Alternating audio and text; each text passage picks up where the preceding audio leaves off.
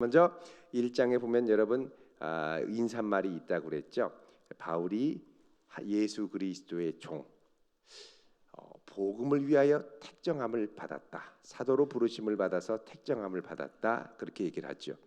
그러면서 로마 교인들에게 인사를 하고 11절에 내가 너희들에 대해서 꼭 간절히 원하는 것은 신령한 선물, 예수 그리스도의 복음을 너희들에게 꼭 나눠주기를 원하는데 13절에 여러 번 가기를 원했지만 길이 막혀서 못했는데 가능한 할 수 있는 대로 로마에 있는 너희에게 복음 전하기를 원한다 얘기를 합니다. 그러면서 아주 중요한 내가 복음을 부끄러워하지 않는데 모든 이 복음은 모든 믿는 자에게 구원을 주시는 하나님의 능력이 된다. 이 복음에는 하나님의 우리들의 불의함에도 불구하고 끝까지 신실하신 하나님의 의가 나타나서 믿음으로 믿음에 이르게 한다. 그래서 오직 의인은 믿음으로 말미암아 살리라 얘기를 하고요. 그다음에 18절부터 32절까지는 이제 서서히 이제 복음 앞에 선 인간이란 누구인가를 말씀을 합니다. 복음 앞에 선 인간은 누구입니까? 먼저 이방인들, 자기 맘대로 살고 하나님을 떠났습니다. 그래서 하나님께서 어떻게 하셨느냐? 24절에 그의 마음의 정욕대로 더러움에 내버려 두셨고, 26절에 부끄러운 욕심에 내버려 두셨고, 28절에 상실한 마음대로 내버려 두셨고, 그래서 이 이방인들이 전적으로 타락하게 되었다고 말씀을 나눴습니다.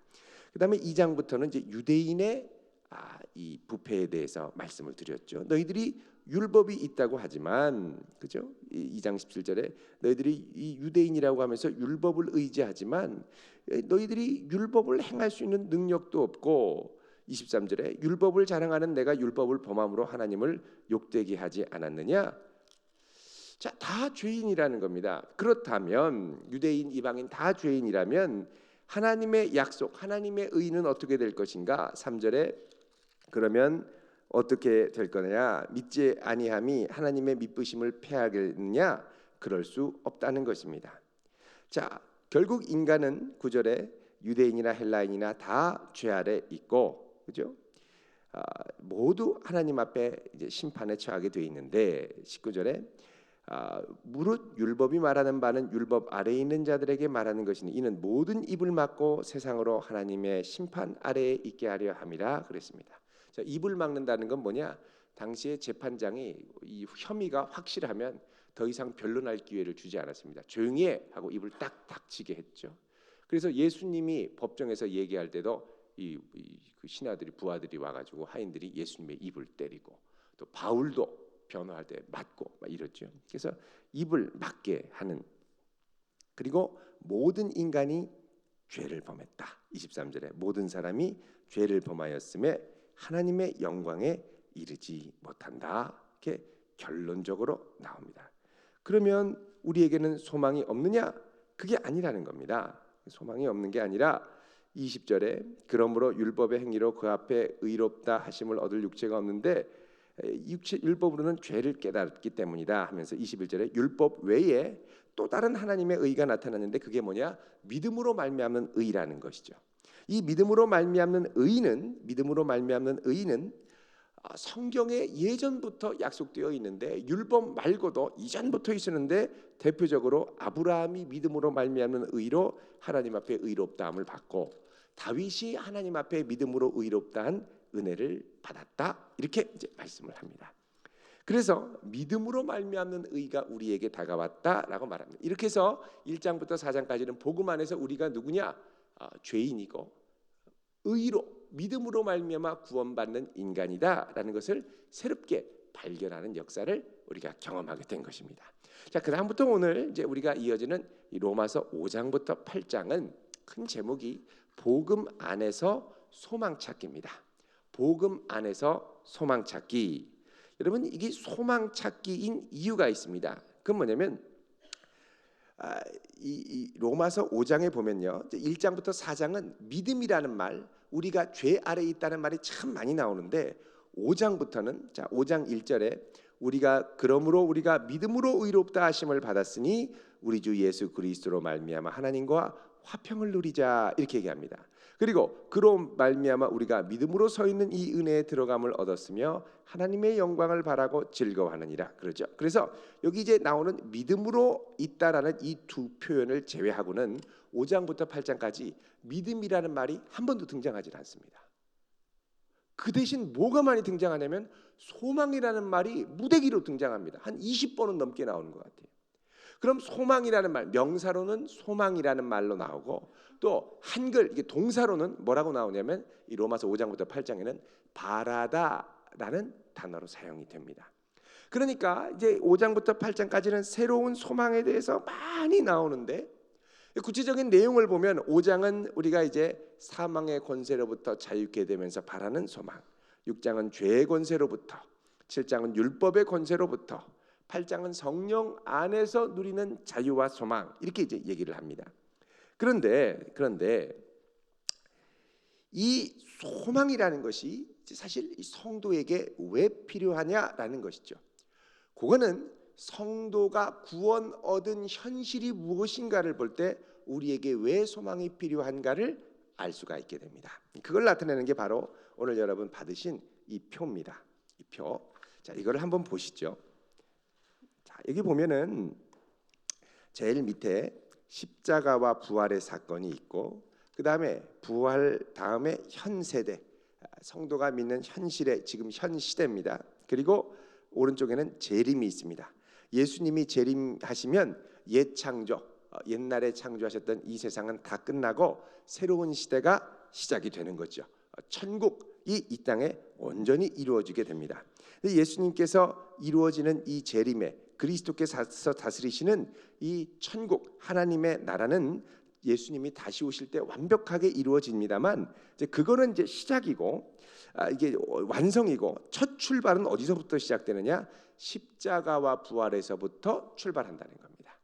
예수님이 십자가에 달려 돌아가시고 부활하신 이후로부터 생명의 성령의 법이 성도들을 다스리는 시대가 왔고 동시에 옛 창조 사탄이 다스리던 이 세상 풍조는 예수님의 십자가와 부활 이후로 팍 꺾였습니다만 이 꺾인 상태로 계속해서 성도들과 사람들을 미혹하다가 예수님이 재림할 때 완전히 멸망을 당하게 됩니다. 그러면은 지금 우리가 살아가는 십자가 부활 이후의 재림 요 사이를 뭐라고 그러냐면 종말의 시대다. 현 세대를 종말의 시대다라고 합니다. 이 종말의 시대에 살아가는 성도는 쉽게 말하면 끼인 세대입니다. 여러분 세대도 끼인 세대가 힘듭니다. 윗세대는 이렇게 그냥 극진하게 이렇게 해야 되는데 아랫 세대는 극진하게 뭐 이렇게 하는 걸 모른단 말이죠. 버릇없고 자유롭고 막 이렇단 말이죠. 그러니까 끼인 세대는 항상 괴롭습니다. 성도들도 이 시대에 살면서 낀 세대로 산다라는 건 뭐냐? 예전에 내가 살던 이 옛 세대의 풍습은 죄와 사망의 권세가 다스리는 이 세상 풍조에 재미있는 온갖 죄의 유혹에 따라 살았단 말입니다. 근데 이제 예수를 믿고 내가 이 죄로부터 끊고 새로운 성령의 인도하심으로 살아가는데 문제는 내가 살아가는 이 세상이 완벽하게 천국이 이루어지지 않았다는 겁니다. 완벽하게 천국이 이루어지지 않았기 때문에 어떻게 해야 되느냐? 나는 여전히 이 땅 가면서 이 공중권세 잡은 자들과 싸우면서 또 스트러글하고 씨름하고 고통이 있고 괴로움이 있고 자 여기서 뭐가 발생하느냐? 성도의 고난이 발생합니다. 우리가 믿음으로 구원받은 이후에 이 죄악된 세상 가운데 성도답게 살기 위해서 끊임없는 싸움과 갈등이 일어나는데 자 이 갈등과 싸움을 뭐라고 그러냐면 고난이라고 얘기를 합니다. 뭐라고요? 고난. 그래서 성도는 성도답게 살 때 어려움이 따릅니다. 세상 사람들처럼 살려면 어려움이 별로 따르지 않습니다. 그냥 흘러가서 가면 됩니다. 그런데 성도답게 살려고 그러면 꼭 어려움이 있어요. 꼭 어려움이 있습니다. 이거를 싸우면서 어떤 분은 너무 이 성도답게 사는 게 힘들어가지고 포기하고 싶어요. 나 진짜 예수 믿는 사람처럼 살기 싫어. 사도 바울도 복음을 전하다 두드려 맞고 뭐 채찍도 맞고 뭐 돌 맞아서 쓰러져서 혼절하고 이러니까 사도 바울도 내가 이러면서까지 이 사도 바울이 세계 시민 로마 시민이었잖아요. 내가 이렇게까지 이렇게 고난을 당해야 되느냐 고민이 됐을 겁니다. 자 이때 성도가 끝까지 주님을 바라보고 달려갈 수 있게 하는 힘, 그게 뭐냐? 소망이라는 겁니다. 그래서 우리는 로마서가 이신칭의의 복음서로 압니다만 5장부터 8장까지는 이 강력한 소망이 들어있죠. 그러니까 예수 그리스도로 말미암는 칭의, 복음으로 말미암는 의로 말미암는 구원 이후에 성도들이 붙들어야 할 하늘의 소망이 무엇인가를 아주 분명하게 얘기한다는 겁니다. 그래서 우리가 이 소망이 있기 때문에 지금 싸우는 거죠. 왜 성도답게 살아가야 됩니까? 결국 이것을 통하여 하나님께서 영광 받으시고 내가 더욱더 그리스도인답게 살게 되고 예수의 형상을 이루어가고 주의 뜻을 이루어간다라는 확신이 있기 때문에, 이 소망이 있기 때문에 가는 겁니다. 내가 지금 이 고난당하는 거 헛수고가 아니라는 걸 알기 때문에 간다는 겁니다. 근데 만약에 이게 헛수고고 이렇게 살아봐야 소용없고 거룩하게 살려고 애써도 소용없다, 그럼 어떻게 됩니까? 소망을 잃어버리고 완전 무너지게 되는 거죠. 그래서 성도에게는 끝까지 이 소망을 붙들어야 되는데, 그래서요 여러분, 우리가 구원받는 것, 이신칭의 믿음으로 구원받는 것도 중요하지만 사실은 구원받은 이후에 우리의 소망을 놓치지 않고 어떻게 끝까지 달려가느냐는 그건 못지않게 중요한 일입니다. 그 로마서가 우리가 생각할 때는 오직 믿음으로 말미암는 구원만을 이야기하는 것 같지만 사실은 믿음으로 말미암는 구원 이후에 성화, 성도가 붙들어야 할 소망이 얼마나 중요한 것인가를 아주 강조하는 것이 또한 로마서라는 것입니다. 자, 그래서 우리가 이 로마서의 말씀 5장부터 시작되는 이 성도의 이 소망에 대해서 함께 같이 보도록 하겠습니다.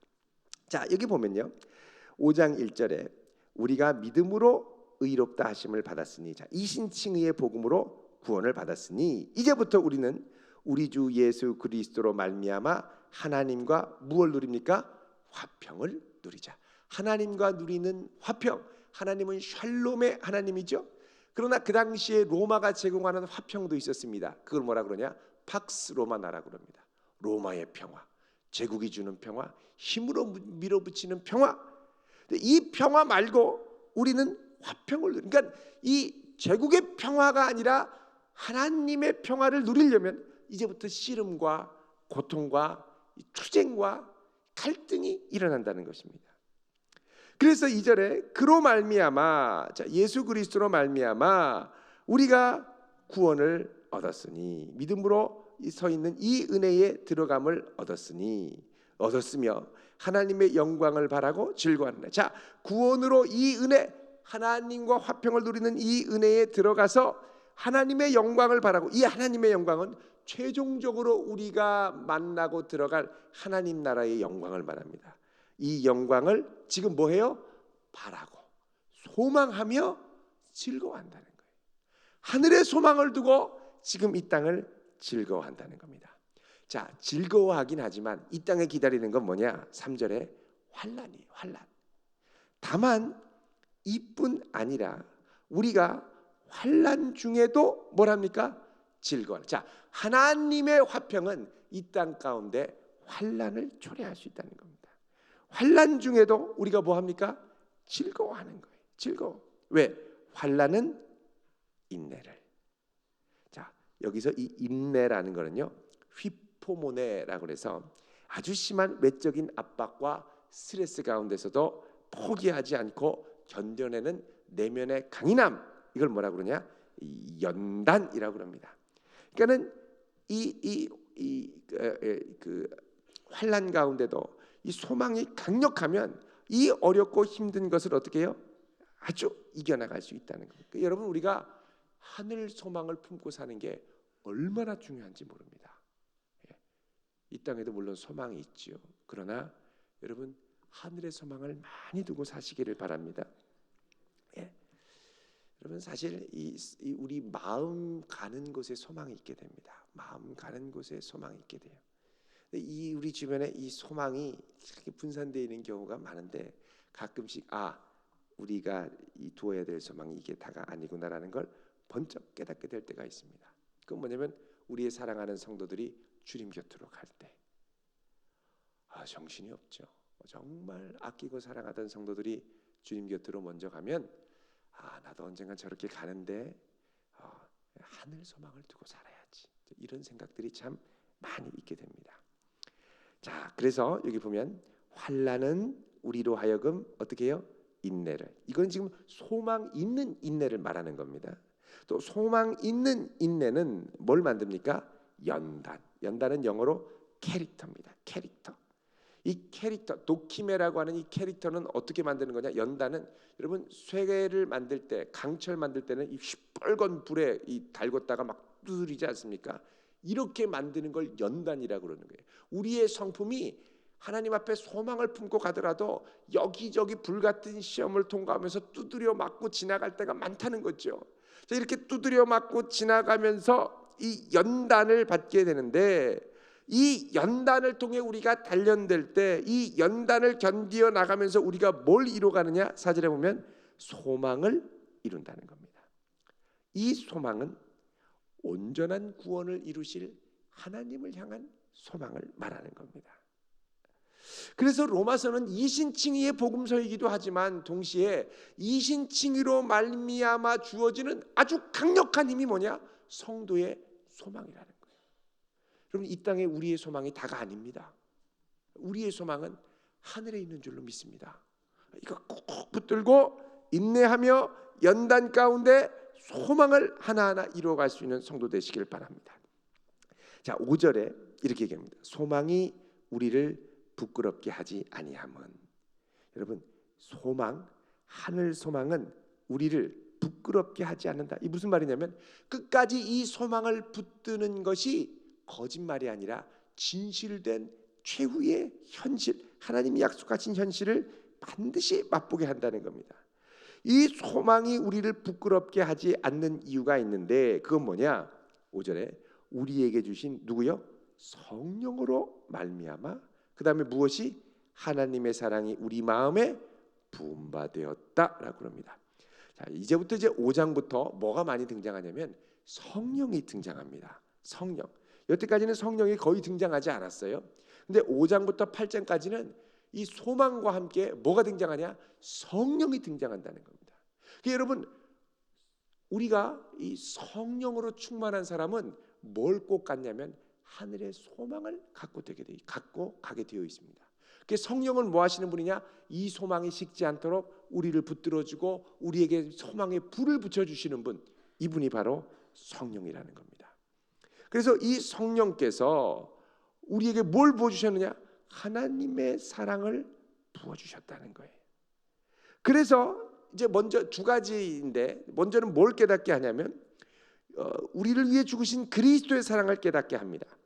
6절에 우리가 아직 연약할 때에 기약대로 하나님의 약속대로 그리스도께서 경건하지 않은 자를 위하여 죽으셨고, 또 8절에 우리가 아직 죄인 되었을 때에 그리스도께서 우리를 위하여 죽으심으로 하나님께서 우리에 대한 자기의 사랑을 확증하셨다. 이게 우리를 향한 이신칭의의 복음이거든요. 자, 그러면 9절에 이제 우리가 그의 피로 말미암아 무엇을 받았습니까? 의롭다 하심을 받았으니. 자, 이걸 뭐라 그러냐? 칭의라고 합니다. 의롭다 함을 칭함을 받았다. 칭의의 은혜를 받았으니. 여러분, 이 칭의는 그냥 그래 너 의롭다 기분 좋아서 하신 말씀이 아니라 법정적인 선언입니다. 법적으로 완전하게 의인인 거예요. 지금 이제 최순실 게이트 막 나오지만 법적으로 잡아들이고 할 근거가 점점 희박해져 간다고 그러죠. 우리가 심증으로는 저 나쁜 죄인 이렇게 생각할 수 있습니다만 법이 무죄 그러면 우리가 그 사람을 감옥에 가둘 수 있습니까? 없습니다. 근데 하나님께서 우리를 향하여 예수님의 보혈의 공로로 말미암아 칭의, 의롭다 선언하셨으면 더 이상 법적으로 우리를 얽어맬 수 있는 게 없다라는 거죠. 자, 칭의. 자, 이 의롭다 하심을 받았으니 9절에 보면 그 다음이 더 중요합니다.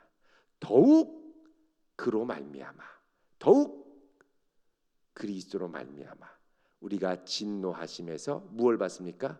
구원을 받을 것이니. 자, 이제 의롭다 하심을 받았으니까 진노하심에서 구원을 받는데 더욱 진노하심에서 구원을 받는다라는 말은 뭐냐?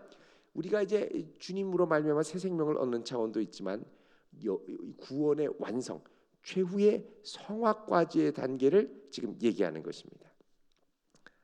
10절도 똑같이 얘기를 합니다. 곧 우리가 원수 되었을 때에 그의 아들의 죽으심으로 말미암아 하나님과 화목하게 되었은즉 화목하게 된 자로서는 더욱 그의 살아나심으로 말미암아 구원을 받을 것이다. 이게 단순히 예수 믿고 구원받는 이신칭의를 넘어선 성화의 구원의 완성까지를 얘기한다는 것입니다. 그래서 그뿐 아니라 이제 우리로 화목하게 하신 주 예수 그리스도로 말미암아 하나님 안에서 또한 즐거워한다 그럽니다.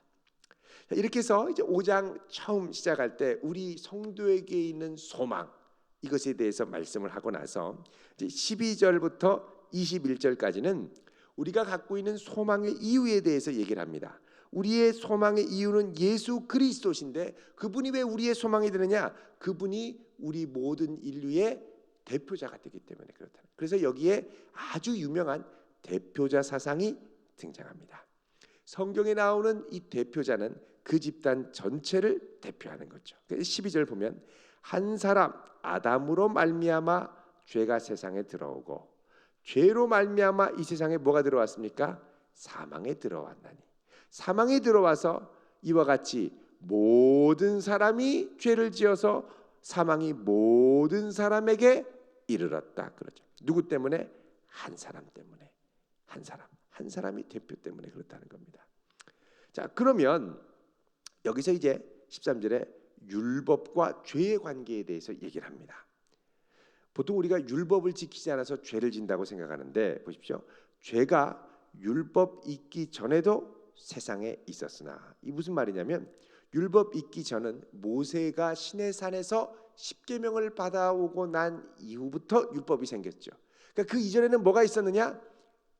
하나님께서 아담과 하와 이후에 이 특별한 계명, 뭐 노아 시대 때 뭐 이제 하나님이 허락하신 뭐 고기를 먹고 핏째 먹지 말라 뭐 이런 거 외에는 특별한 게 없었어요. 그러니까는 아담부터 모세 이전까지는 그죠?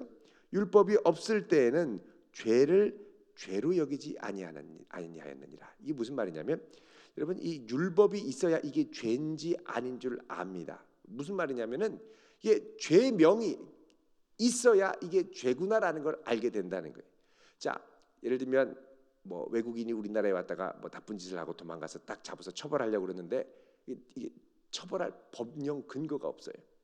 그러면 이게 분명히 이게 처벌해야 되는데 나쁜 짓을 했는데 이 법명이 없으니까 이게 무슨 죄인가를 규정을 못하는 거죠. 자, 아담 이전에는 죄의 충동이 나를 충동해서 막 하나님 싫어하는 대로 살았습니다. 근데 이게 무슨 죄인 줄 몰랐어요.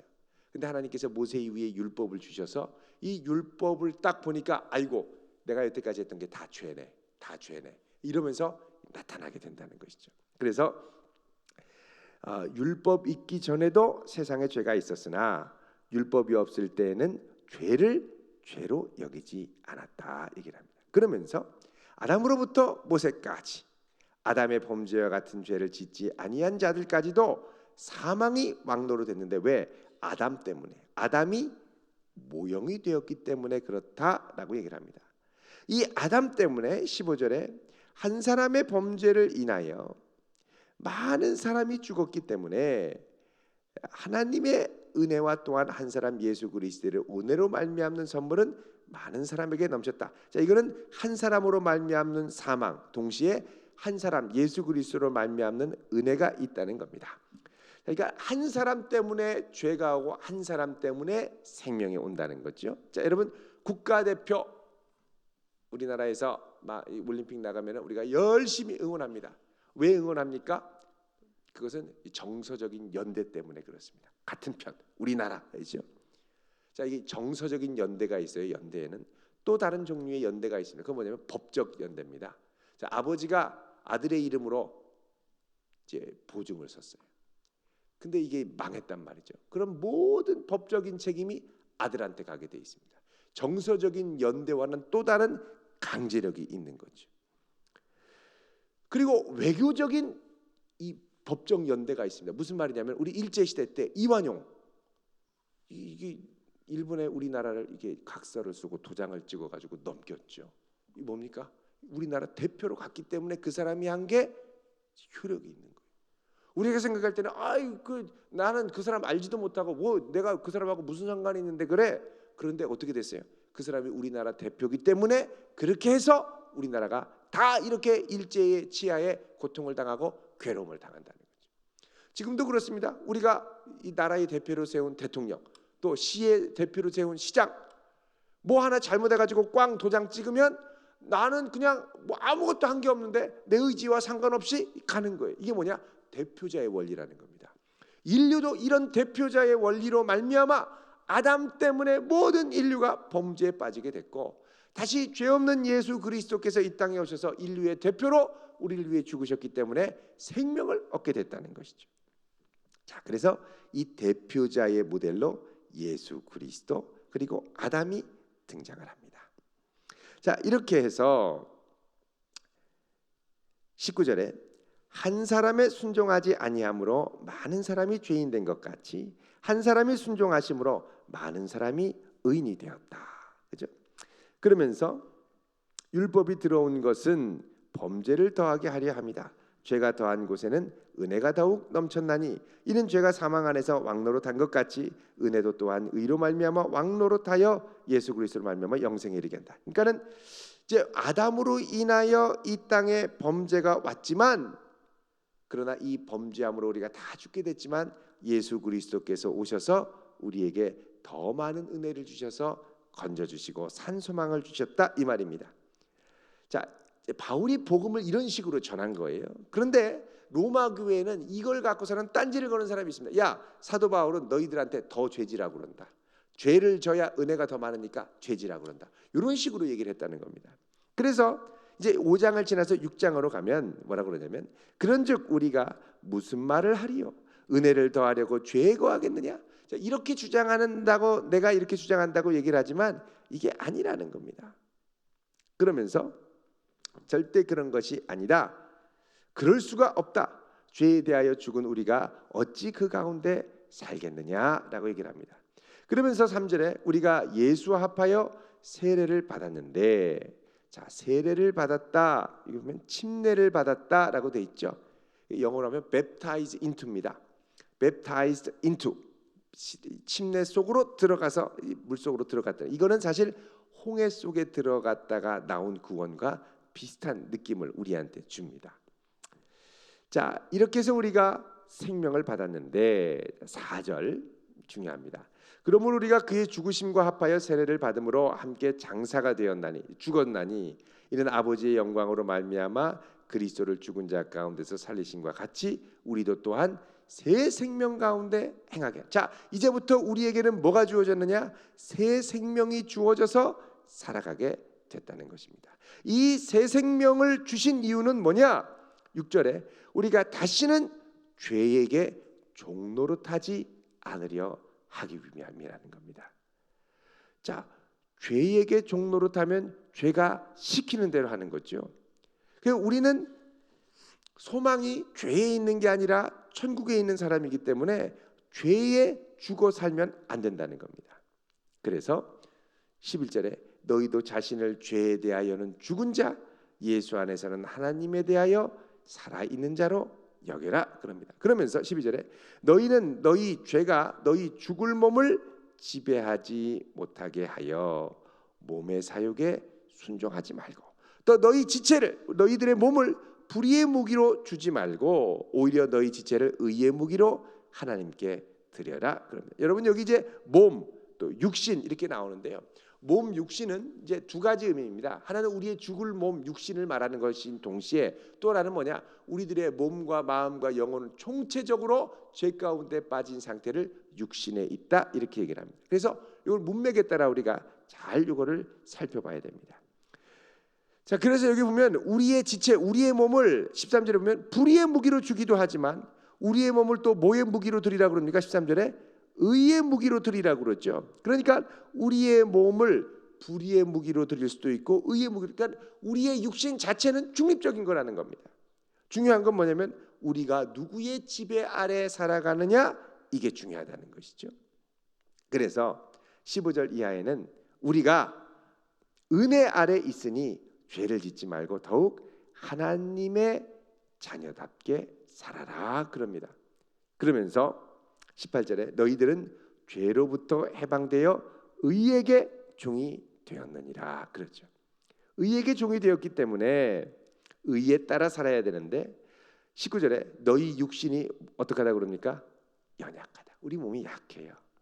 내가 사람의 예대로 말하는데 너희 지체를 부정과 불법에 내주어서 불법에 이른 것 같이 이제는 너희 지체를 의에게 종으로 내주어 거룩함에 이르라. 그러니까 우리 몸은 중립적인 상태라는 겁니다. 그래서 우리가 우리의 몸을 끊임없이 주님께 주면서 내어드리면서 아름다운 열매를 맺으라 그럽니다. 자, 22절 읽습니다. 시작. 그러나 이제는 너희가 죄로부터 해방되고 하나님께 종이 되어 거룩함에 이르는 열매를 맺으니 그 마지막은 영생이라. 예, 여기 우리가 죄로부터 해방되고 거룩함에 이르는 열매를 맺었으니 마지막은 영생이다. 여러분, 이 영생은 그냥 단순히 구원 얻은 것이 아니라 하나님 나라에서 맛볼 이 땅에서의 삶과는 다른 전혀 다른 새로운 생명, 이걸 뭐라 그러냐? 영생이라는 거죠. 그래서 23절 죄의 대가는 사망이지만 하나님의 은사, 하나님의 선물은 그리스도 예수 우리 주 안에 있는 영생. 그러니까 여러분, 여기서 이 영생의 차원은 단순히 나 구원 얻었다가 아니라 하나님이 통치하시는 기쁨과 자유와 사랑과 소망과 믿음을 맛보는 것을 영생이라고 합니다. 여러분이 영생을 지금 누리고 계신가요? 아멘이시죠? 예. 지금 조금 졸리신가요? 예. 영생을 누린다라는 건 단순히 구원받아서 천국 티켓이야가 아니라 지금 매일매일의 삶이 성령께서 함께 하시고 붙들어 주셔서 기쁘고 감사하고 놀라운 은혜로 가득 차는 것, 이게 이제 영생이라는 것이죠. 여러분, 우리는 영생을 소유했습니다. 근데 이제 문제는 뭐냐면 내가 이렇게 영생을 누리도록 주변 환경이 도와주질 않아요. 늘 내 속을 썩이는 사람은 내 속을 썩이고요. 늘 스트레스 있는 환경에 가면 늘 스트레스를 받고요. 그래서 사실 성도에게는 뭐가 필요하냐? 소망이 필요하다는 겁니다. 근데 이 소망은 뭘 통과한 소망입니까? 인내와 연단을 통과한 소망이라는 것이죠. 그래서 이 성도가 구원을 얻은 이후에 참 힘들고 어려운 상황 가운데서도 기쁨과 감사를 잃지 않고 내 안에 계신 성령의 능력으로 걸음걸음을 걸어갈 때 우리의 삶을 통하여 하나님께서 귀한 열매들을 많이 보여주실 줄로 믿습니다. 예. 자, 이렇게 해서 5장 6장을 우리가 쭉 한번 이제 훑었습니다. 이 5장 6장의 내용, 이제 소망을 바탕으로 이제 우리가 진행되는 거죠. 자, 그다음에 이제 사실 이제 로마서는 이제 7장부터 서서히 클라이막스로 올라가서 8장의 최고 절정에 이제 이르게 됩니다. 자, 여러분 어떻게 지금까지 집중할 만 하시죠?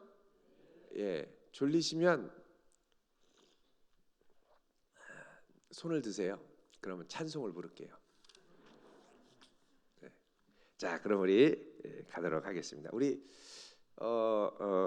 한번 찬송을 한 곡 부르고 계속 갈까요? 예, 우리 무슨 찬송을 부를까요? 우리 주 예수보다도 귀한 것은 없네. 우리 한번 부를까요? 찬송가 94장이죠.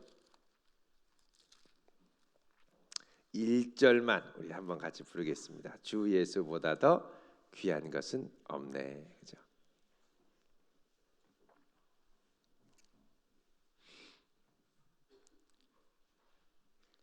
예, 뒤에 오디오 키보드가 나오죠? 예, 나온답니다.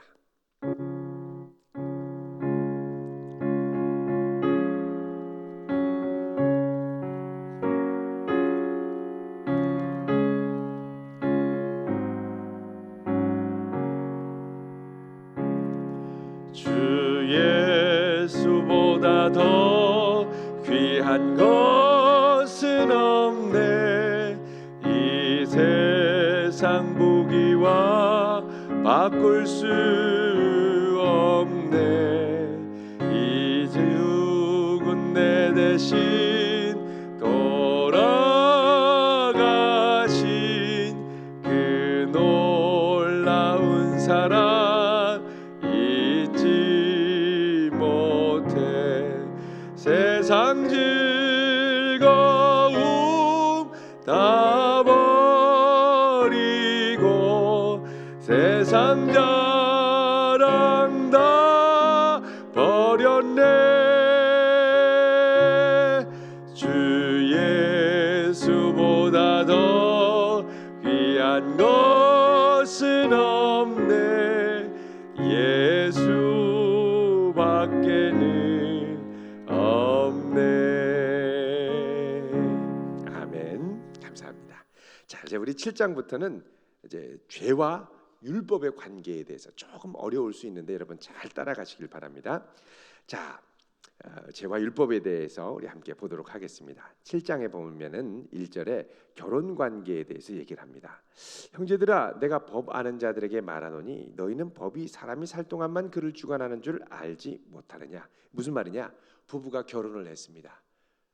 그러면은 서로에 대해서 신의와 부부의 대의를 지켜야죠. 그런데 한쪽이 죽었습니다. 그럼 계속 부부처럼 살 수 있나요? 이제 그 사람은 자유롭게 됐다는 거예요. 아내는 남편으로부터 자유롭게, 그리고 남편은 아내로부터 자유롭게. 언제? 죽어야만 가능하다는 겁니다. 혹시 죽고 싶은 분은 안 계시죠? 예. 자, 자유롭게 이게 벗어나는 거예요. 그런데 만약에 살아있는 동안 다른 사람한테 갔다, 다른 남자, 다른 여자에게 갔다, 그거는 음탕한 남자가 된다는 겁니다. 마찬가지로 우리도 그렇다는 거죠. 이 법적인 구속력, 우리가 살아있는 동안 그에게 얽매여 있는 이 법적 구속력이 우리에게 그대로 적용이 되는데 5절에 보면 우리가 육신에 있을 때는 우리가 누구에게 사로잡혀 있느냐? 죄의 정욕에 의하여 꼼짝달싹 못하게 되고, 우리가 그리스도 안에 있을 때에는 생명의 성령의 법에 붙잡혀 살게 된다는 겁니다. 지금 우리가 육신 가운데 있으면 육신의 통치 아래 있어야 된다는 것입니다. 자, 그러면 5절에 육신에 있을 때에는 율법으로 말미암는 죄의 정욕이 우리 지체 중의 역사에서 사망을 위해 열매를 맺게 했는데, 이제는 우리가 얽매였던 것에 대하여 죽었기 때문에, 자, 예수님과 함께 죄와 사망의 권세를 끊어버리고 또 주님과 함께 세례를 받음으로 홍해를 지나가면서 내가 죽은 것으로 선포됐을 때 이제 나는 더 이상 죄의 권세에 사로잡혀 살 아무 이유가 없다는 겁니다. 법적 구속력이 없다는 거죠. 6절에 이제는 우리가 얽매였던 것에 대해서 죽었기 때문에 율법에서 이제는 어떻게 됐다고요? 벗어났다는 겁니다. 율법에서 벗어났어요.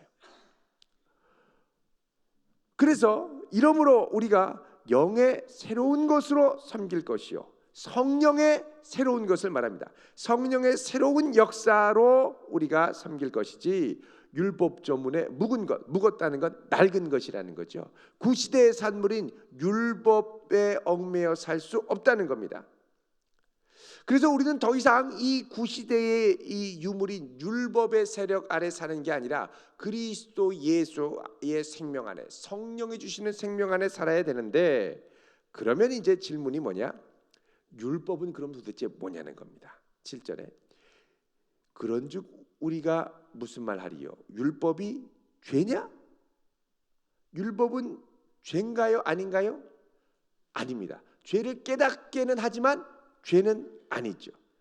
자, 율법으로 말미암지 않고는 내가 죄를 알지 못하였으니 율법이 탐내지 말라 하지 아니하였더라면 내가 탐심을 알지 못하였다. 율법은 그 자체로는 좋은 기능, 죄가 뭔지를 알려주는 기능이라는 겁니다. 근데 문제는 죄가 뭔지를 알려주니까 사람 속에 있는 이 원죄적인 본성이 꾸물꾸물 살아나는 거예요. 자, 아기들이 있습니다. 이 유치부 아이들. 얘들아, 여기에 정말 세상에서 최고 맛있는 초콜릿이 있어. 이거 너희들 먹으면 안 돼. 먹으면 죄야. 절대 몰래 뚜껑을 살짝 열고 손을 넣어서 한 개라도 입에 넣어 맛만 봐도 안 돼. 혀를 살짝 대기만 해도 안 돼. 이제 선생님이 밖에 30분 동안 나가 있다가 돌아올 건데 그 30분 동안 요거를 들춰봐서도 안 돼. 자, 이 말은 선생님이 나갈 때 너희들 이렇게 해서 들춰가지고 하나만 집어서 맛이라도 봐라, 이런 말하고 비슷할 수 있다 없다? 있다라는 거죠. 있다라는. 그 왜 예전에 그러지 않았습니까? 이 교회에서 애들 여름에 소풍 갔는데 아이스크림 딱 들고 애들이 먹으려고 그러니까 교회 학교에서 얘들아 잠깐, 목사님 기도하셔야지. 목사님 기도하시는데 천지를 창조하시고 온 우주 만물을 지으신 여호와 아버지 하나님, 오늘 이렇게 이와 아이들이 이렇게 나와서 감사합니다. 기도 끝날 때까지 절대 먹으면 안 돼. 그러고서 기도했는데 아멘 했더니 이게 다 없어요. 녹아서 뚝뚝 떨어지는데 다 먹어버린 거예요. 이게 뭡니까? 이거 먹으면 안 된다는 거 알지만 요거 그대로 주어지니까 먹더라는 거죠. 여러분, 이 아담과 하와가 처음에 범죄할 때도 그렇습니다. 선악과 딱 보여주니까 이거 먹지 말아라. 그 안 먹을 아예 마음도 닫고 살아서. 근데 갑자기 뱀이 나타나서 야, 요거 먹으면 하나님처럼 돼. 이거 먹으면 죽어. 그러니까 안 죽어. 자, 이 말은 죽지, 먹어도 안 죽고 하나님처럼 되면 먹겠어요? 안 먹겠어요? 먹죠. 지금 선악과가 똑같이 나타나서 여러분한테 이거 먹으면 안 죽어요? 하나님처럼 돼요. 그럼 여러분 먹겠어요? 안 먹겠어요? 아마 많이 드실 수 있어요. 목사님, 오히려 목사님 괜찮아요. 드셔보세요. 드셔보세요. 저한테도 오셔서 말씀하실 분들 계세요. 아무 문제 없대요. 드셔보세요. 이게 다 선악과거든요. 여러분, 이거 안 된다는 거 알지만, 그러니까 이거 먹으면 안 되라고 말하는 게 뭐냐? 율법의 기능이라는 거예요. 이거 먹으면 죽어, 큰일 나라고 경고하는 거. 하나님 원하시는 게 아니야. 경고하는 게 율법인데, 이게 율법으로 알고 지켜야 되는데, 율법이 내 속에서 뭘 일으키느냐? 정욕과 탐심을 부글부글 끓게 만든다는 거죠. 그게 율법을 알면 알수록 속에 뭐가 일어나느냐? 죄의 욕망이 일어난다는 거예요. 그래서 8절에 보면, 그러나 죄가 뭘 타서? 기회를 타서. 죄는 기회주의자입니다. 여기서 죄는 단수로 나왔어요. 죄의 세력을 말하는 겁니다. 인격적인 세력. 그 기회를 타서 계명으로 말미암아, 율법으로 말미암아 내 속에 무엇을 이뤘습니까? 온갖 탐심을 이뤘어요. 9절에 전에 율법을 깨닫지 못할 때에는 내가 살아 있었는데 율법이 이르니까 내 속에 뭐가 살아나요? 죄가 막 살아나면서 나는 죽을 운명에 처해 있다는 겁니다. 율법 지켜서 하나님을 기쁘시게 하면 내가 생명에 이르게 되죠. 그런데 10절에 생명에 이르게 할 그 계명이 내게 대하여 오히려 뭘 이르게 했습니까? 사망에 이르게 했다는 거예요. 그 죄가 기회를 타서 계명으로 말미암아 나를 뭐 합니까? 속여. 그러니까 죄가 계명을 이렇게 싸고 계명에 묻혀가지고 계명의 세력을 등에 딱 업고 우리한테 다가와서 계명을 이게 하나님의 뜻이야, 이러면 안 되라고 얘기하면서 우리를 속이는 거예요. 왜 속이냐? 하면 안 되지만 넌 하고 싶지? 너 해. 할 수 있어. 해봐. 이런 식으로 유혹하고 속인다는 거예요.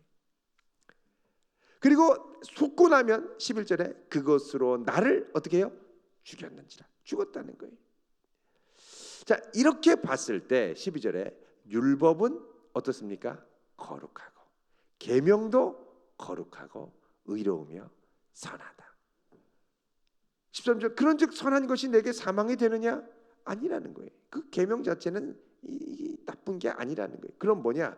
오직 죄가 죄로 드러나기 위하여 선한 그것으로 말미암아 나를 죽게 만들었으니 이는 계명으로 말미암아 심히 죄로 심히 죄되게 하려 함이라. 다른 말로 하면 진짜 문제는 뭐냐? 죄라는 겁니다. 내 속에 있는 죄. 계명 아무리 갖다 줘도 내 안에 생명이 없는 한 죄가 꽉 자리 잡고 있으면 아무리 좋은 율법이 있어도 안 됩니다. 뭐 김영란법 만들잖아요. 온갖 율법, 국회의원들이 얼마나 입법들을 많이 하는지 뭐 여러 개 있습니다. 나중에는 뭘 입법했는지도 까먹을 정도로 많이 합니다. 그게 다 뭐예요? 이 율법에 이게 많을수록, 이 법령과 이게 많을수록, 다른 말하면 뭐냐면 우리는 죄인이란 겁니다. 죄성이 많이 있어요. 여러분, 미국이 참 대단한 것 중에 하나가 경찰력입니다. 경찰력은 세계 1위예요. 경찰 장비, 경찰 인력이 얼마나 많은지 모릅니다. 고속도로 가면 우리는 가끔씩 경찰차 보죠. 미국은 여차하면 봅니다. 가다 보면은 중간중간 딱 싹 세워놓고 권총 뒤에 이렇게 들고 딱 가서 면허증 보여달라고 하는 경우가 수두룩백백이 많습니다.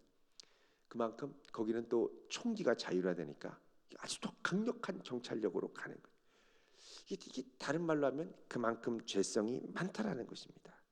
결국 계명이 많아도 소용없는 것은 그 속의 죄성을 이길 수가 없기 때문에 그렇습니다. 그러니까 진짜 문제는 뭐냐?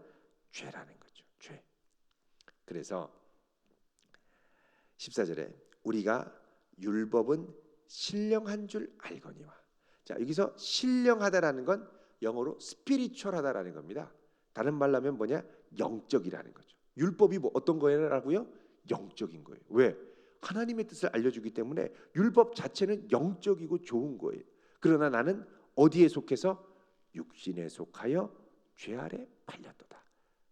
자, 이거는 지금 여기서부터 이제 나가 나오는데, 이 나는 이제 어떤 나냐면 아까 우리 여러분 도표에서 본 것처럼 낀 세대, 현세 가운데 죄와 사망의 권세가 움직이면서도 한편으로는 성령이 나를 잡아끄는 그 낀 세대에 있는 납니다. 내가 행하는 거, 내가 원하는 걸 행하지 않고 미워하는 걸 행할 때가 있죠. 또 내가 원하지 아니한 것을 행하면 이로써 율법이 선한 것을 시인한다. 이 율법을 통해서 내가 죄를 알게 되니까 율법이 선하구나 알게 된다는 거예요.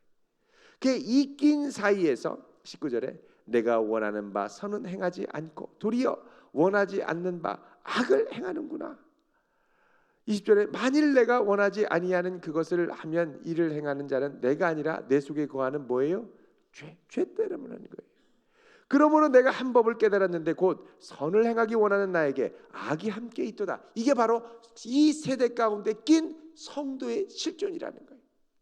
죄와 싸우고 마음속에서는 하나님을 따르길 원하는데 죄는 자꾸 나를 막 사로잡고, 그 22절에 내 속사람으로는 하나님의 법을 즐거워하지만 내 지체 속에 다른 법, 죄의 법이 내 마음의 법과 싸워서 내 지체 속에 있는 죄의 법으로 나를 사로잡는구나.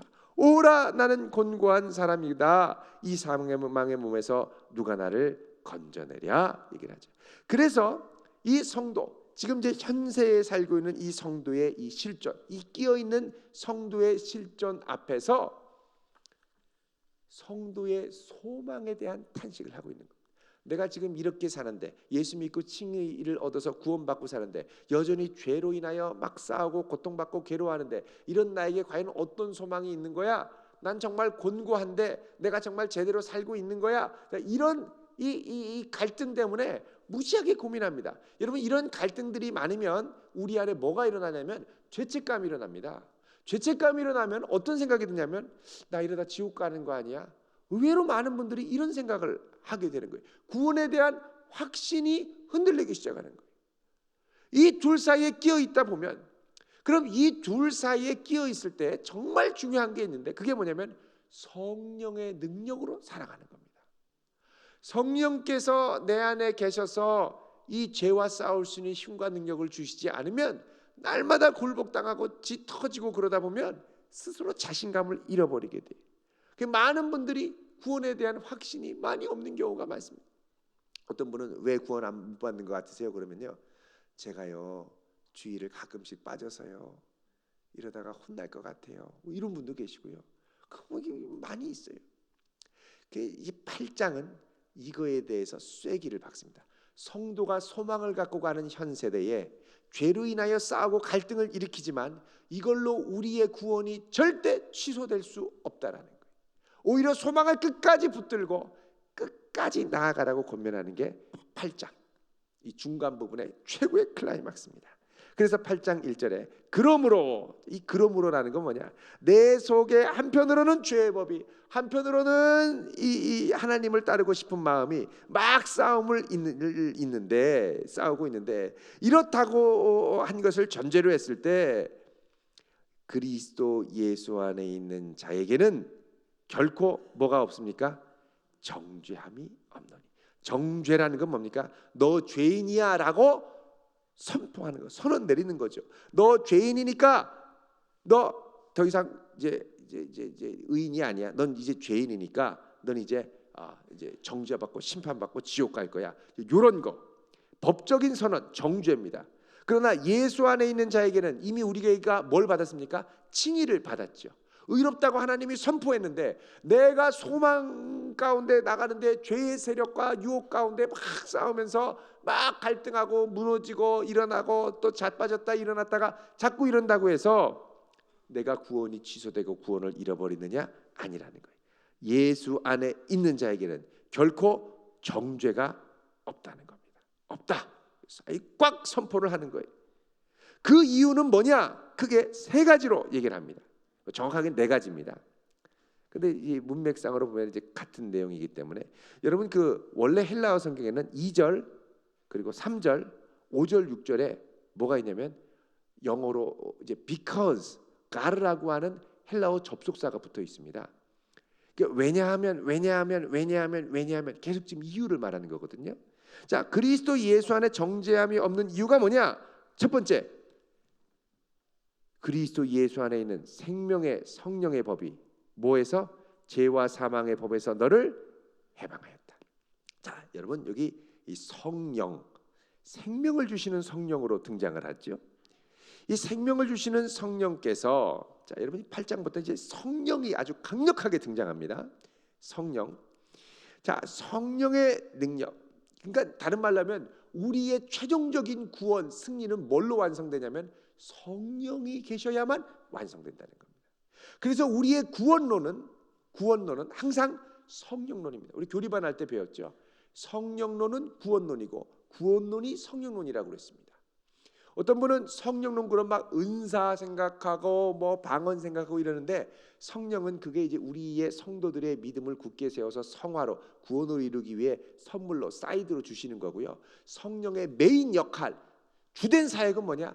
우리로 소망 가운데 온전한 구원에 이르도록 하는 구원의 사역이 바로 성령의 사역이라는 겁니다. 여러분 너무 막 보이고 나타나는 거에 막 혹해서 막 가지 마십시오. 보이고 휙하고 막 이거보다는요. 여러분 구원의 확실함에 거하는 게 훨씬 더 귀한 일인 줄 믿으시기 바랍니다. 자, 2절에 이는 그리스도 예수 안에 있는 생명의 성령의 법이 죄와 사망의 법에서 너를 해방하였다는 거예요. 해방하였다.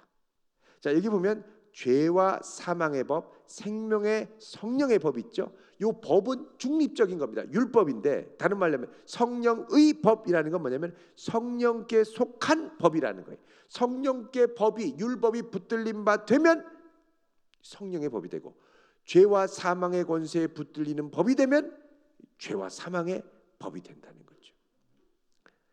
자, 그래서 성령의 법 또 하나 이 법이라는 의미는 성령께서 역사하시는 원리를 말합니다. 예수 안에는 생명의 성령의 원리, 능력, 역사가 죄와 사망의 역사에서 우리를 해방했다는 거죠. 그 다음에 이유 두 번째는 3절입니다. 같이 읽어볼까요? 시작. 율법이 육신으로 말미암아 연약하여 할 수 없는 그것을 하나님은 하시나니 곧 죄로 말미암아 자기 아들의 죄 있는 육신의 모양으로 보내어 육신의 죄를 정하사. 4절입니다. 시작. 육신을 따르지 않고 그 영을 따라 행하는 우리에게 율법의 요구가 이루어지게 하려 하심이라. 자, 우리에게 예수 그리스도 그 아들을 보내셔서 우리를 위하여 대신 죽게 하심으로 말미암아 우리가 더 이상 그분과 함께 죽고 이제 성령으로 살아났기 때문에 영을 따라 행하는 우리에게 무엇의 요구? 율법의 요구가 이루어진다. 그러니까 여러분 율법의 1.1획도 예수님이 피한다고 그랬습니까? 피하지 않는다고 그랬습니다. 왜? 성령의 사람이 되면 주님께서 주신 율법의 1.1획도 온전히 다 그 요구가 이루어질 수 있기 때문에 그렇습니다. 자, 그래서 우리가 당할 정죄를 아들이 대신 당하고 여기 보면 육신의 모양으로 육신의 죄를 정하셔서 이제 우리를 대속하셨다고 그랬죠. 자, 그다음에 세 번째 이유는 뭐냐면 4절에 보면은 성령이 우리로 하나님의 뜻을 이루게 한다는 겁니다. 성령이 인도하시면 하나님의 요구가 이루어진다는 거죠. 그래서 우리가 이제부터는 이 죄와 사망의 이 끼인 세대 가운데 막 고통당하고 막 쓰라리하고 괴로워하는 게 아니라 이제부터는 우리에게 소망은 성령을 붙들고 온전한 구원에 이르며 죄와 싸워 이기는 것밖에는 없다는 겁니다. 자, 여태까지 이제 우리의 흐름을 이해하면 이렇습니다. 성도에게는 구원 이후에 소망이 있다. 이 소망으로 우리가 나가야 되는데 우리가 육신 가운데 살 때는 죄와 사망의 권세에 눌려 이 율법의 요구를 온전히 이루지 못하는데 이거는 오직 성령의 능력으로 가능하다. 지금 이렇게 가는 겁니다. 자, 이렇게 해서 이제 8장 5절부터 11절은 이제 뭘 얘기하냐면 육신을 따르는 삶과 이제부터 성령을 따르는 삶의 대비를 보여줍니다. 어떻게 다른가? 그래서 5절에 육신을 따르는 자는 무슨 일을? 육신의 일을, 영을 성령을 따르는 자는 영의 일, 성령이 기뻐하시는 일을 생각한다. 자, 먼저 생각이 바뀌게 되는 거예요. 생각. 그리고 그 생각을 자꾸 하다 보면 육신의 생각을 자꾸 하다 보면 뭐 됩니까? 사망에 이르고 성령의 생각을 자꾸 하다 보면 뭘 경험합니까? 생명과 평안을 경험한다는 겁니다. 자, 그리고 우리의 육신의 생각은 하나님과 원수가 된다는 거예요. 그래서 육신에 따라 살다 보면 하나님을 기쁘시게 할 수 없다. 여러분, 이 육신이라는 건 우리의 육체가 아니라 아까 말씀드린 것처럼 하나님을 떠나서 내 마음대로 살고 싶어하는 욕구가 육신의 삶이라는 겁니다. 그래서 육신에 있는 자들은 하나님을 기쁘시게 할 수 없지만 9절에 만일 너희 속에 하나님의 영이 거하시면 너희가 육신, 자기 하고 싶은 대로 사는 이 육신의 삶에 있지 않고 영에 있나니, 영적인 삶에 있나니 누구든지 그리스도의 영이 없으면 그리스도의 사람이 아니니라. 자, 그래서 이제부터 성도의 중요한 표지가 뭐냐? 성령을 따라 사는 삶이라는 거예요. 그러니까 어떤 분은 이런 말씀을 하세요. 아, 목사님, 예수 믿고 아무렇게나 살다가 죽으면 천국 가나요, 지옥 가나요? 너무 단순화해서 얘기한 거고요. 사실 제대로 믿으면, 제대로 복음을 알고 믿으면 그 다음부터 우리의 삶 가운데는 물론 갈등과 넘어짐이 있지만 계속 무엇을 따르려고 하는 욕구가 생기냐? 성령을 따라 살려고 하는 거룩한 욕구가 생깁니다. 여러분 안에도 그런 욕구가 있으시죠? 네, 성령을 따라 행하기를 원하시죠? 성령의 생각을 하기 원하시죠? 이게 따라가야 되는 거예요. 따라가야 되는 거예요. 자, 그래서 10절에 또 그리스도께서 너희 안에 계시면, 자, 지금 또 다른 표현으로 뭐라고 그러냐면 성령이 우리 안에 계신 것을 누가 계시다고 그럽니까? 그리스도께서 계시다라고 얘기합니다. 왜냐하면 성령은 9절 끝에 얘기하는 것처럼 그리스도의 영이기 때문에, 그러니까 실제로 성령이 계신 건데 성령이 계신 것이 곧 그리스도께서 계신 것과 마찬가지라는 거죠. 자, 그리스도의 영이 너희 안에 계시면, 그리스도께서 계시면 우리의 몸은 이 육신입니다. 육신은 죄로 말미암아 죽은 것이나, 자, 우리가 죄성을 갖고 이 땅을 살면서 이 죄의 영향력으로 후패하고 썩지요. 죽지만 그러나 우리 안에 있는 영혼은 의로 말미암아 살아나게 될 거다 얘기를 합니다.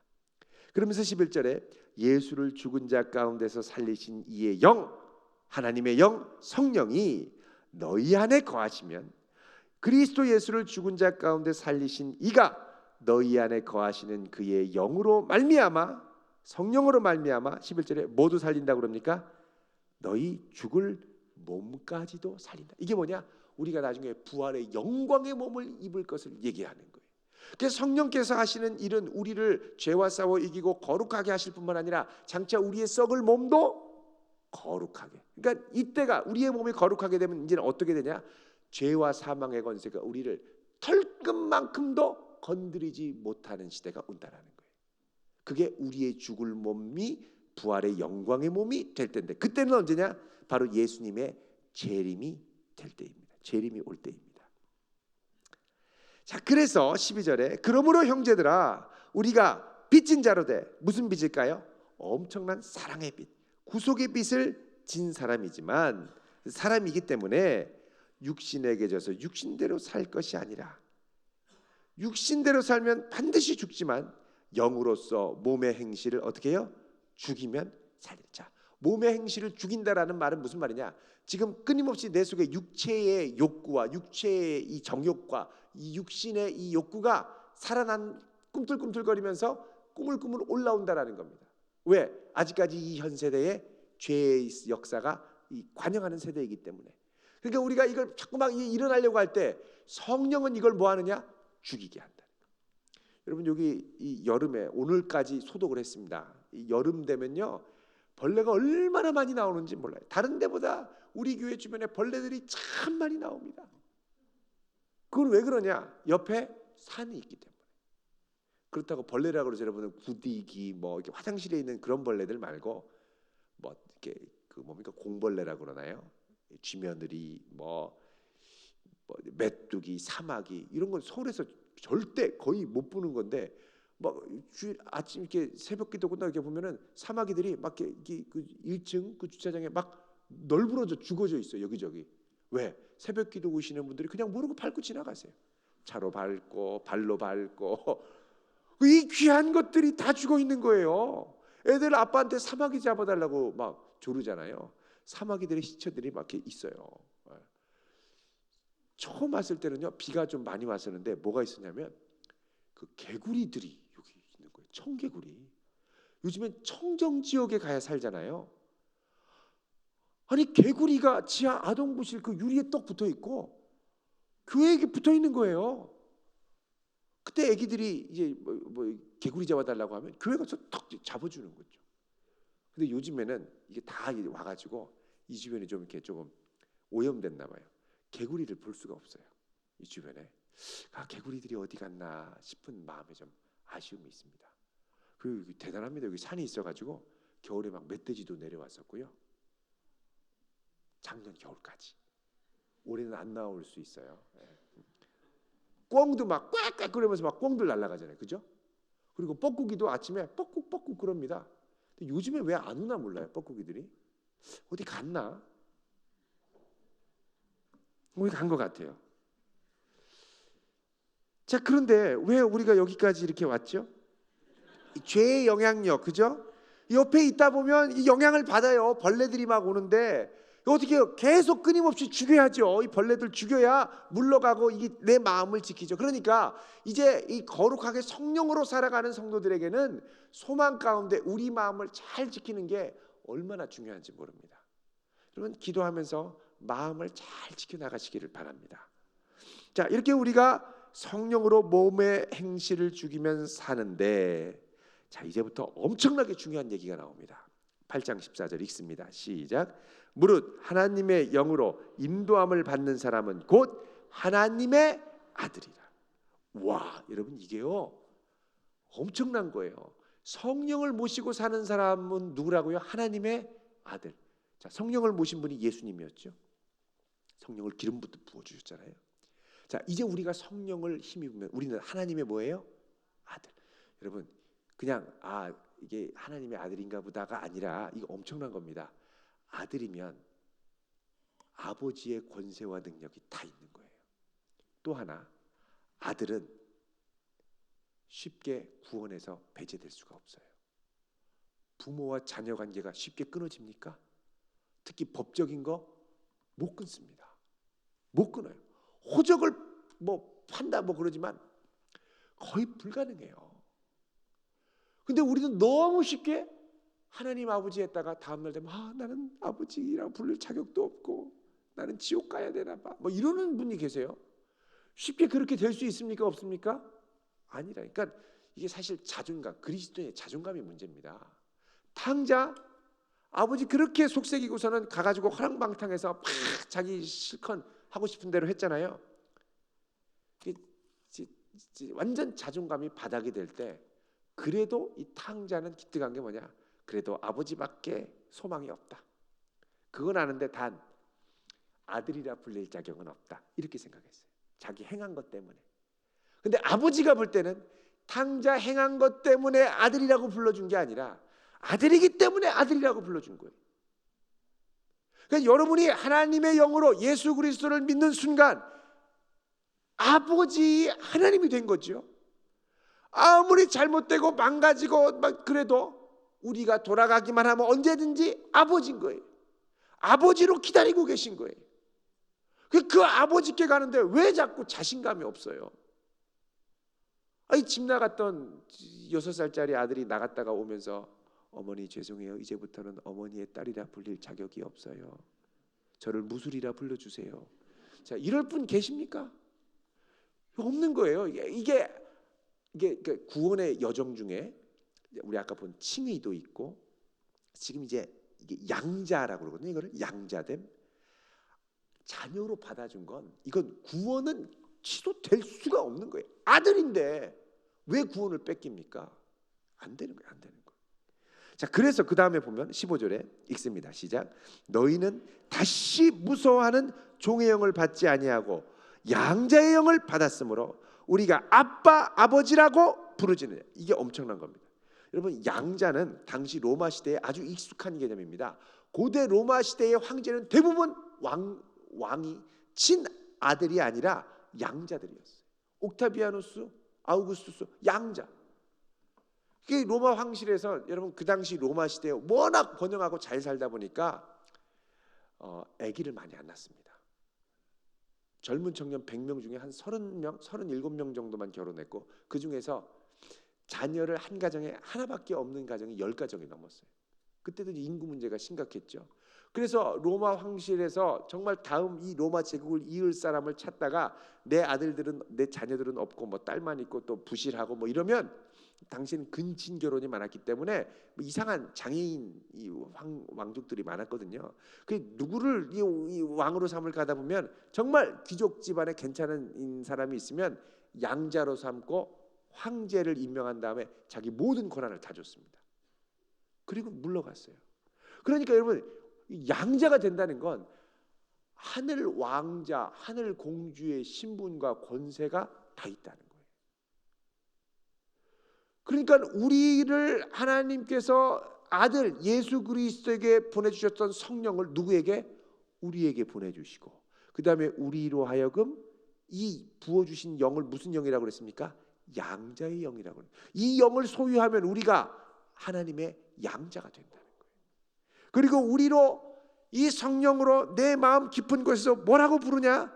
아빠 아버지라고 합니다. 아버지 하나님 그러죠. 우리는 아빠까지는 좀 너무 이렇게 만만하게 얘기하는 것 같아서 잘 못하고 아버지 이럽니다. 북한에서는 어버이 그러실라나요? 아빠라고 부르는 순간 우리는 그분의 자녀라는 거예요. 16절에 성령이 친히 우리의 영과 더불어 우리가 하나님의 자녀인 것을 증언하시나니. 자, 더 놀라운 게 있습니다. 자녀면 또한 뭡니까? 상속자. 누구의 상속자? 하나님의. 하늘나라의 영원한 놀라운 기업들을 우리가 다 양자에게 주는 거죠. 그 기업 풍성한 것들이 양자에게 주어진다는 거예요. 이거를 받는 우리는 그리스도와 함께한 상속자니 우리가 그와 함께 무엇을 받기 위하여? 영광을 받기 위하여. 그 다음에 또 뭐가 나옵니까?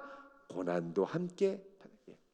다시 5장 처음에 시작됐던 고난의 문제로 8장 끝에 가서 돌아옵니다. 그러니까 성도의 소망과 이 성령의 능력으로 사는 게 소망인데 이 성령 안에 주어진 소망이 너무 황홀하고 귀한 거예요. 양자의 영. 근데 이 영광을 바라보며 달려가는 우리에게 앞에 기다리고 있는 건 뭐냐? 고난이라는 거죠. 고난. 고난은 다른 말로 하면 죄와 싸우는 삶입니다. 자, 그러면서 18절에 생각하건대 현재의 고난, 지금 우리에게 이 막 죄의 세력으로 당하는 고난은 장차 우리에게 나타날 영광과 비교할 수 있습니까? 없습니까? 없어. 비교 불가. 장차 올 영광에 비하면 지금 고난은 아무것도 아니에요. 그러니까 우리가 더 강화해야 될 것은 소망이라는 겁니다. 영광의 소망을 꽉 붙들어야 이 고난을 쑥 넘어가지 소망 잃어버리면 큰일 나는 거예요. 그리고 성령은 소망을 주시는 분이죠. 자, 그러면서 현재에 있는 이 고난이 우리만 당하는 고난이 아니라 우리의 죄로 말미암아 모든 피조물이 당하는 고난으로 확대를 합니다. 19절에 피조물이 고대하는 바는 하나님의 아들들이 나타나는 것이니. 자, 피조물들 인간의 탐욕과 제약으로 생태계가 많이 파괴되고 다 죽어가죠. 지금 안 그래도 물고기가 지금 씨가 마르고 있는데요. 지금 어떤 기술이 개발되는지 아십니까? 물고기들의 랭귀지를 초음파로 알아내가지고 초음파를 쏴서 물고기들을 소집하는 기술이 이제 개발되고 있습니다. 몇 년 지나면 참치 잡으러 저 뭐 태평양까지 안 가도 돼요. 전파 쏴요. 참치야 놀자. 쭉 쏘면 참치들이 동해바다 따뜻한 쪽, 뭐 서해바다, 남해바다 따뜻한 쪽으로 쫙 모이면 그냥 싹 잡아버리는 거죠. 이런 기술이 지금 되고 있대요. 명태는 그게 개발됐대요. 명태 안 그래도 씨가 마르는데 그렇게 잡으면 씨가 싹 마르겠죠. 갈수록 이제 고갈되는 거예요. 그러니까 이 피조물들이 너무 신음하고 고통당하는데 누가 나타나기를 바란다는 거예요? 하나님의 아들들. 왜? 하나님의 아들들이 나타날 때 나중에 이 땅의 소망이 온전히 회복되기 때문에 20절에 피조물이 허무한데 굴복하는 것은 자기 뜻이 아니요 오직 굴복하게 하시는 이로 말미암음이라. 그러면서 그 바라는 것은 피조물도 썩어짐의 종로로 탄 데서 해방돼요. 지금 이 현세가 사람만 죄 때문에 고통받는 게 아니라 이 피조물도 다 죄로의 영향력으로 인해서 고통받고 있는데 다 이들도 해방돼서 하나님의 자녀들의 영광의 자유에 이르게 하려는 것이다. 나중에 이 땅에 신천신지 새하늘과 새 땅이 이루어질 때 이 피조물도 완전히 회복되기를 바란다는 거예요. 22절에 피조물이 다 이제까지 함께 탄식하며 함께 고통을 겪고 있는 걸 우리가 아느니라. 그러죠. 그뿐만 아니라 우리 곧 처음 익은 열매를 받은 우리까지도 몸으로 탄식하며 양제될 것 곧 몸의 속량을 기다리느라. 몸의 속량은 뭐냐? 우리의 몸이 부활의 영광의 몸이 될 거를 기다린다는 거예요. 그러니까 이게 엄청난 소망, 나중에 완전하게 회복될 소망을 피조물들이 기다리고 있다는 거죠. 사실 여기서 이제 성도들, 우리 그리스도인들이 피조 세계를 회복하고 생태계를 복원해야 할 사명의 근거가 사실 있습니다. 24절, 우리가 소망으로 구원을 얻었음에, 자, 우리가 무엇으로 구원 얻었다고요? 소망. 자, 믿음으로 구원 얻었다고 그 전에는 했었는데 이제는 뭘로 구원 얻었다고 그럽니까? 소망으로 구원 얻었다는 거예요. 자, 소망으로 구원 얻었다라는 말은 이제 다른 표현으로 하면 온전한 부활의 생명을 소망함으로 성화를 이루어간다는 겁니다. 또 이런 소망의 관점에서 구원을 이루어간다는 겁니다. 이는 얻었음에 보이는 소망은 소망이 아니다. 지금 우리가 보고 꿈꿀 수 있는 건 참된 소망이 아니다. 25절, 만일 우리가 보지 못하는 것을 바라면 무엇으로 기다립니까? 참음으로. 참고 인내하며 지금 죄악의 이 세상을 싸워 이겨야 된다는 거예요. 자, 이 소망의 세상 가운데 성령께서 하시는 일이 있습니다. 그건 뭐냐? 우리의 기도를 도우시는 거죠. 26절에 이와 같이 성령도 우리 연약함을 도우시나니 우리는 마땅히 기도할 바를 알지 못하지만 오직 성령이 말할 수 없는 탄식으로 우리를 위하여 간구한다. 말할 수 없는 탄식. 이 표현 불가. 너무나도 아픈 그 마음. 그러면서 27절에 뭐라고 그러냐면 마음을 살피시는 이가. 이 누구냐? 하나님을 말하는 겁니다. 하나님은 뭐 하시는 분요? 우리의 마음을 감찰하시는 분. 우리의 마음을 감찰하시는 하나님. 죄인들의 숨은 죄악을 발견하고 성도들에게는 고통과 아픔과 탄식을 보시고 이 살피시는 분이 성령의 생각을 아시나니 성령은 하나님의 뜻대로 성도를 위하여 간구하신다.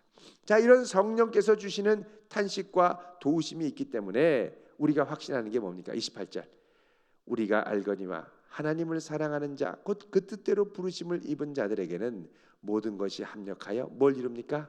선, 하나님의 뜻을 이룬다는 겁니다. 이 고난과 어려움 가운데도 하나님의 뜻대로 부르심을 입은 자, 다른 말로 하면 성령의 소망 가운데 살아가는 자들은 그분의 영광을 위하여 아름다운 그분의 뜻을 이루어 간다는 겁니다.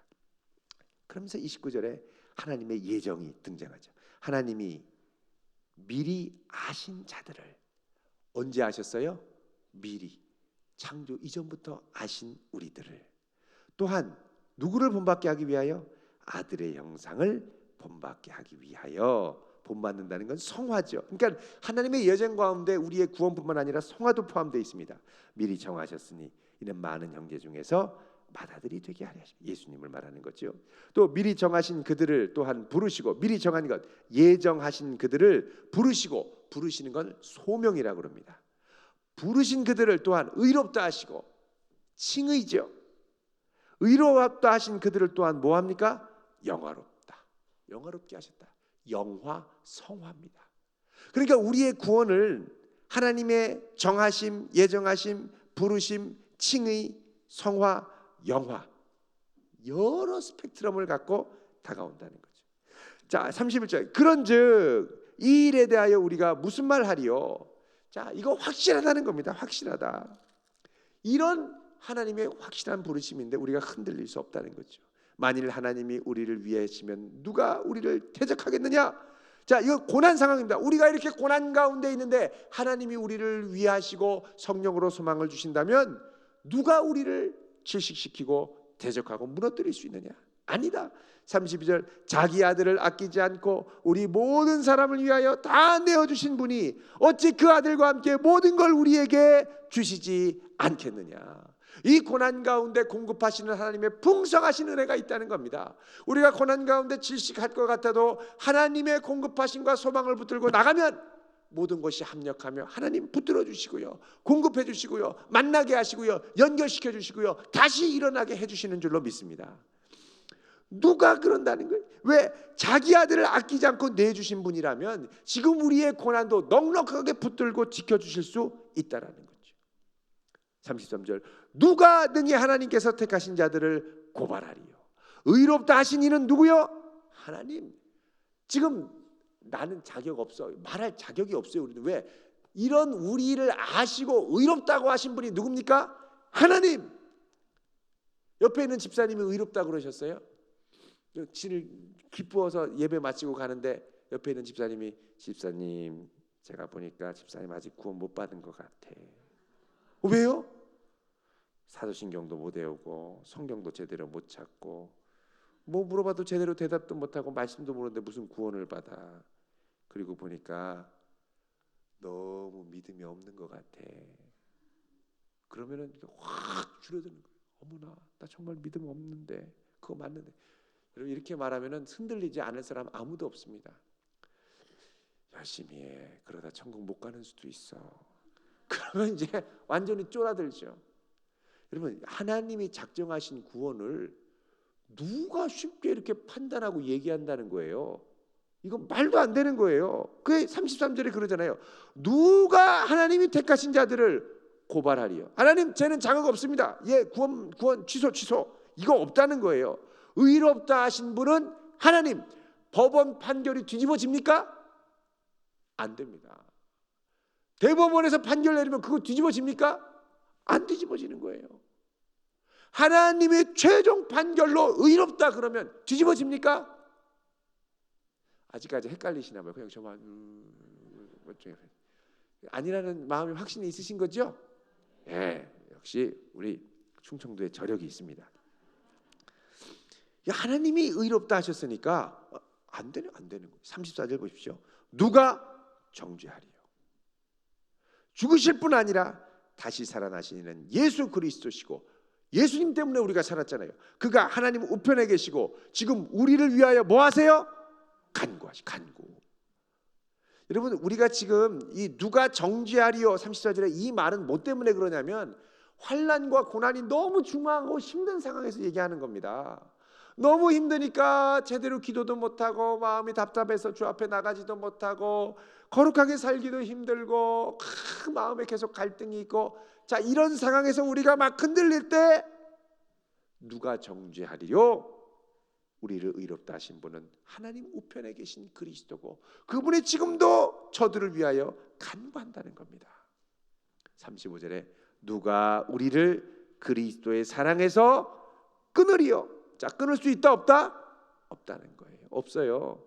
환난, 이게 대표적인 주제죠. 지금 성화의 삶에서 곤고, 괴롭죠. 박해, 기근, 적신, 위험, 칼이랴. 여러분, 이걸 누가 당했냐면 사도 바울이 당했습니다. 고린도후서에 보면 바울의 고생담이 나오죠. 뭐 태형으로 3번이나 맞고 채찍 맞고 감옥에 갇히고 물에 빠져 죽을 뻔하고 돌 맞아 죽을 뻔하고 무지하게 고생하죠. 30절에 기록된 바 우리가 종일 주를 위하여 죽임을 당하게 되며 도살당할 양같이 여김을 받았나이다 함과 같으니라. 여러분, 우리의 고난과 어려움은 성도들마다 차이가 있을 수 있지만 때로는 이런 극심한 고난과 어려움과 고통까지 내려갈 수 있다는 겁니다. 근데 이때 절대 우리가 소망을 놓으면 안 돼요. 하나님도 날 포기하셨나 봐. 하나님도 나 버리셨나 봐. 나 이제 더 이상 못하겠어. 나 다 끝났어 이제. 이럴 때까지라도 37절에 그러나 이 모든 일에 우리를 사랑하시는 이로 말미암아. 이 모든 일이라는 건 뭡니까? 기쁘고 행복할 뿐만 아니라 괴롭고 탄식이 나오고 고통스럽고 너무너무 말할 수 없는 괴로움 가운데 몸부림칠 때조차도 이 모든 일에 우리를 뭐 하세요? 사랑하시는 분으로 말미암아 우리가 어떻게 해요? 넉넉히 이긴다는 겁니다. 그래서 38절 39절에는 성도의 확신, 꼭 붙들어야 될 성도의 확신이 나오죠. 38절 읽어봅니다. 38절 39절 시작. 내가 확신하노니 사망이나 생명이나 천사들이나 권세자들이나 현재일이나 장래일이나 능력이나 높음이나 깊음이나 다른 어떤 피조물이라도 우리를 우리 주 그리스도 예수 안에 있는 하나님의 사랑에서 끊을 수 없느니라. 아멘. 아무도 끊을 수 있다 없다? 없다라는 거예요. 아무도. 여러분, 이제 이 로마서 이 5장부터 8장은 이게 구원 이후에 우리가 붙들어야 할 소망, 또 구원과 성화 가운데 싸워야 될 치열한 죄와의 싸움, 그리고 이 치열한 죄와의 싸움 가운데 완전히 넉다운 돼 가지고 소망을 잃고 나가 떨어질 것 같은 그런 상황 가운데서도 우리를 붙들어 주는 건 나의 의로움, 다른 사람의 평가가 아니라 누구요? 나를 양자 삼아 주신 하나님. 양자는 그냥 쉽게 파양하는 게 아니라고 그랬습니다. 한번 아들 삼으면 왕국의 황제로 삼으시는 거예요. 그런 하나님의 사랑이 우리를 꽉 붙들어 주시는 줄 믿으시기 바랍니다. 아멘이시죠? 자, 우리 이 시간 함께 당신이 지쳐서 기도할 수 없고 누군가 널 위해 기도하네 함께 부르고 짧게 기도한 다음에